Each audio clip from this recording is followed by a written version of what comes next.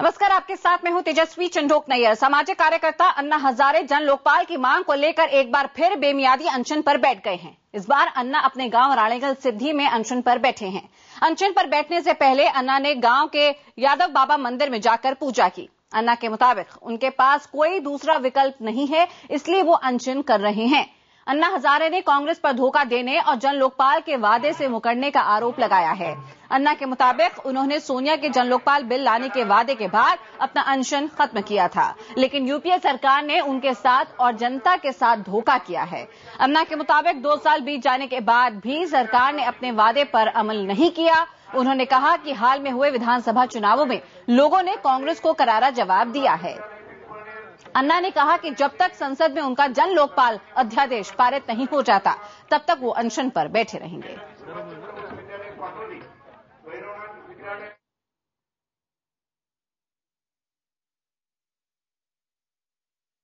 और आपको बता दें, रालेगण सिद्धि में मौजूद हैं हमारे संवाददाता अद्वैत मेहता। अन्ना के अनशन पर बैठने से पहले हमारे संवाददाता अद्वैत मेहता ने वहां का जायजा लिया।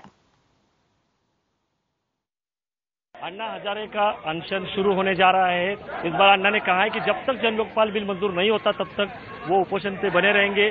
प्रभात रैली निकालकर इस अनशन की शुरुआत हो रही है।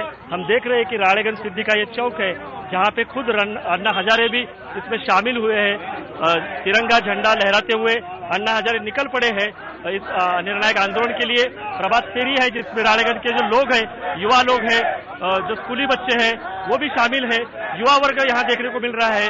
और अन्ना हजारे ये मार्च करके यादव बाबा मंदिर जाएंगे, यादव बाबा के समाधि का दर्शन लेंगे और अपने अनशन पे डटे रहेंगे। वीडियो जर्नलिस्ट गणेश कदम के साथ अद्वैत मेहता, IBN 7। और इस वक्त हमारे साथ जुड़े हमारे संवाददाता अद्वैत मेहता रालेगण सिद्धि से। अद्वैत से हम तमाम अपडेट लेते रहेंगे, लेकिन इस बीच पहले रुक करते हैं अन्ना का। यहाँ से आपको देश सुन रहा है।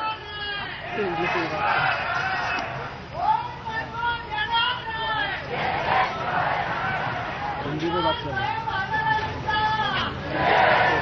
मैडम नीचे से बोलो या ठिकाणी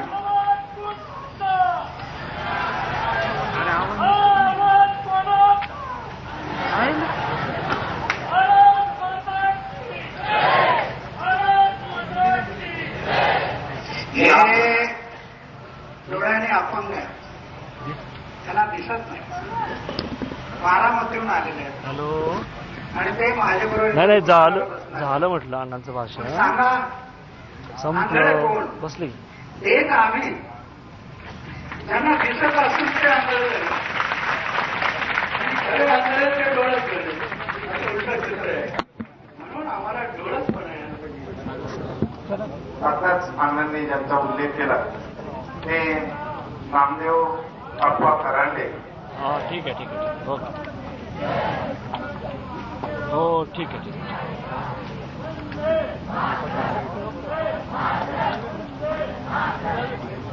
हे नामदेव अप्पा करांडे हे अंध असून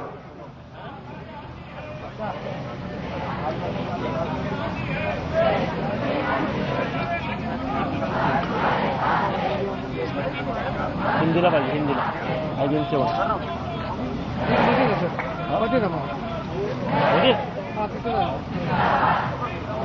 तो रालेगण सिद्धि से हम आपको ये सीधी तस्वीरें दिखा रहे हैं अन्ना की, जहां पर वो अनशन पर बैठ चुके हैं। अन्ना का रालेगण सिद्धि में अनशन शुरू हो चुका है। एक बार फिर से मांग जन लोकपाल बिल को संसद में पारित कराने की, और उन्होंने आमरण अनशन का यहां संकल्प लिया है, जहां उन्होंने कहा है कि जब तक यहां पे सरकार लोकसभा में इस बिल को, इस अध्यादेश को पास नहीं कराती, उनका अनशन जारी रहेगा। और आपको बता दें, अन्ना की सेहत भी फिलहाल बीते दिनों ज्यादा सही नहीं रही थी। उनकी सर्जरी भी हो चुकी है, जिसकी वजह से डॉक्टरों ने भी उन्हें सलाह दी कि वो रालेगण सिद्धि अपने गांव में ही अनशन करें। हालांकि अन्ना अपने अनशन पर डटे हुए हैं, और यहां पे हम आपको सीधी तस्वीरें दिखा रहे हैं रालेगण सिद्धि की, जहां पे अन्ना हजारे का अनशन प्रारंभ हो चुका है। और ये आमरण अनशन है। जब तक अन्ना का जन लोकपाल बिल पास नहीं होता, ये अध्यादेश पास नहीं होता संसद में, तब तक अन्ना अपने अनशन पर डटे रहेंगे। ये संकल्प लिया है अन्ना ने।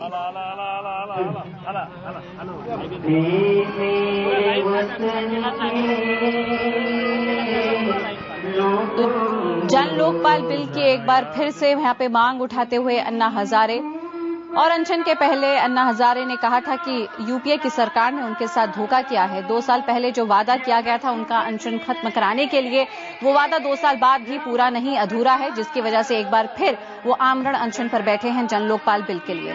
इस बीच केंद्रीय मंत्री नारायणसामी ने कहा है कि सरकार इसी सत्र में लोकपाल बिल पास कराना चाहती है। अभी राज्यसभा में नोटिस पेंडिंग है। अभी हमारा सरकार का प्रायोरिटी है लोकपाल बिल अभी संसद में लाके पास करने के लिए हम कोशिश कर रहे हैं। चलाना जरूरी है ना, चलने के बाद क्या पेंशन तोड़े क्या करें? हमारे तरफ से उनको विचार से उनको लेटर लिख के मैंने बताया। ये बिल लोकपाल बिल अभी स्टैंडिंग कमेटी का गया राज्यसभा से, स्टैंडिंग कमेटी सेलेक्ट कमेटी का रिपोर्ट आया, रिपोर्ट आने के बाद यहाँ राज्यसभा में पेंडिंग है। तो यहाँ पे नारायणसामी केंद्रीय मंत्री आश्वस्त कराते हुए कि जन लोकपाल बिल को यहाँ पे सरकार की पूरी नीयत है पास कराने की और लोकपाल बिल को इसी सत्र में पास कराने की कोशिश करेगी सरकार।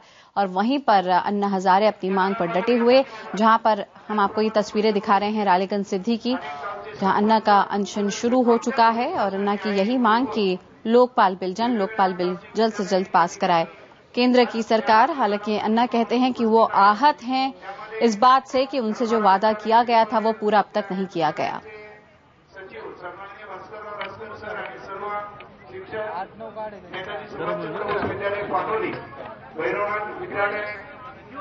और अपने अनशन को प्रारंभ करने से पहले अन्ना ने क्या कहा, आइए सुनते हैं। आज मैं अनशन पर बैठ गया है और अनशन का मुख्य विषय है जन लोकपाल बिल लाना।